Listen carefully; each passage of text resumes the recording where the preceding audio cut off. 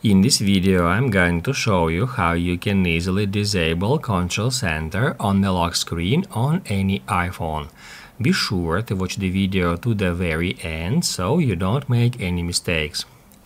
Let's get started, guys, and now if we lock the screen and then if we swipe down from the top right corner, it will open up the Control Center.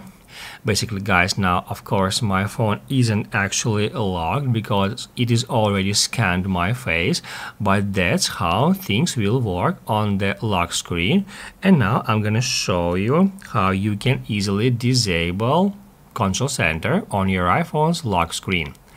So guys, first off, we need to head over to Settings.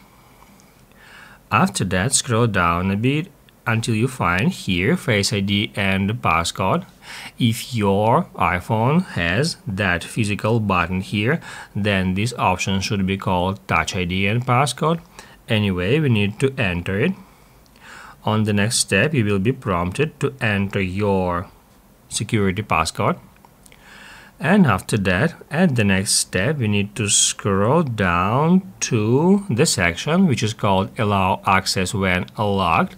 Here we can easily find Control Center, and to prevent the Control Center from opening up on the lock screen, all we have to do is just turn it off right there.